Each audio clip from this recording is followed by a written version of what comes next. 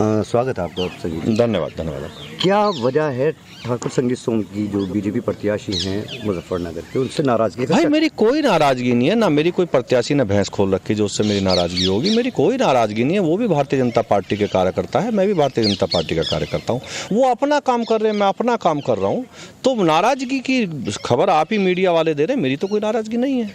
अभी पीछे आपका एक बयान आया था कि संजीव बालियान की कोई हैसियत नहीं, उन्होंने भी कहा है इसी तरीके से दोनों एक दूसरे की हैसियत की बात कर रहे हैं। तो बात यहाँ तक कैसे पहुँच गई और एक दूसरे की हैसियत दिखाने के लिए क्या पैमाना है और वो क्या हैसियत है जो एक दूसरे को किसी की हैसियत नहीं है? देखिए पिछले कुछ समय में अगर मान लीजिए उनका विरोध हो रहा है तो सभी लोग विरोध कर रहे हैं। क्यों विरोध कर रहे हैं ये इसका आकलन होना चाहिए।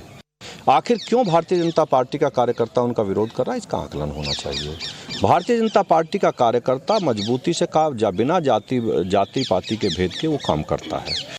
लेकिन अगर उन कार्यकर्ताओं में भी उन्होंने भेदभाव किया है तो वो नाराजगी है। और अगर कोई भारतीय जनता पार्टी के कार्यकर्ता के साथ भेदभाव करता है और उसके साथ काम नहीं करता तो मैंने उसमें कहा कि मुझे शायद उससे बात नहीं करनी चाहिए फिर। अच्छा, ये जो नाराजगी है संजीव बालियान और संगीत सोम की, इसका असर बीजेपी के ऊपर भी पड़ने जा रहा है, जो कहीं ना कहीं जो 400 पार है उसमें रोड़ा बनता हुआ दिखाई दे रहा है। आप निश्चित समझिए पूरे भारत में 400 पार करेगी भारतीय जनता पार्टी, 400 पार करेगी, उसमें कोई रोड़ा नहीं है।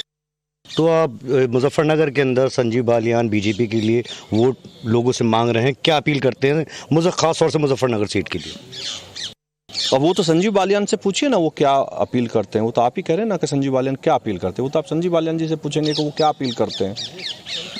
आपकी जो विधानसभा है वो मुजफ्फरनगर लोकसभा में आती है और वहाँ के आप विधायक भी रहे हैं और आपकी बात बहुत मानी जाती है। तो आप अपनी जनता से मुजफ्फरनगर सीट के लिए क्या कहना चाहते हैं? मैं अपनी पूरे भारत की जनता से यही कहता हूं कि इस बार हमें 400 पार करनी है और 400 पार ही करेंगे।